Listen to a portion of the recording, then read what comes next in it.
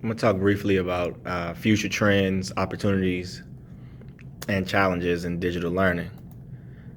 What do we really expect our future to hold in education? Or what are some of the trends that we're noticing already?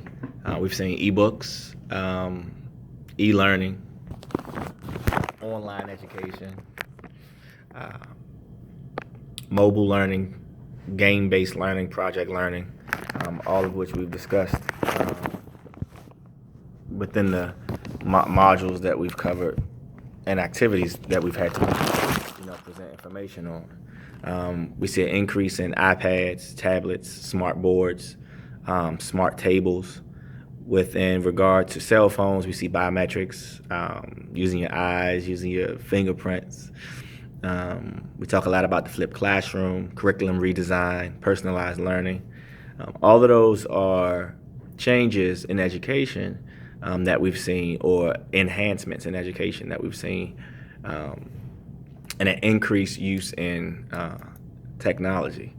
One of the biggest components that we focus on a lot has to do with the mobile learning. And, we talk about mobile devices from phones to tablets to iPads. We see those in a range of 2, 3-year-olds or older, and older, all across the world. That's something that's, that we've seen to be as a part of the universal learning curve, if you will. We've become more technologically advanced. As I mentioned, children as young as 2 can understand how to demonstrate the mechanics of operating, these machines or smart boards or smartphones and tablets and things of that nature. One of the things we say about mobile learning, or believe that it's very engaging. Students can answer questions in the moment at the push of a button, tweet questions, look up information during class. One of the pieces for adult learning theory talked about really being able to make this information relevant in the moment. You have to learn it in the moment. And if it's relevant in that moment, then they're more inclined to, hold on to it, or, more interested in it in that moment, because they have to learn it in that moment. Students can download apps and study whenever they want. And then giving them the information ahead of time, you're allowing them the opportunity to, find that information. I remember from a video we watched where it talked about students given the opportunity to, find that information or research the information in that moment. It offers them, that freedom. You give them the whatever the expectations are regarding the assignments, but them having the opportunity to look it up in the moment and tackle it at their leisure, if you will. It provides a lot of independence, and it provides opportunity for a lot of for the use of the technology. Now we talk about smartphones, smart devices, the super light. They're attempting to make them more and more durable. I don't know how successful they're being in that. But then the benefits of, these are just some of the benefits of using mobile devices in your classroom.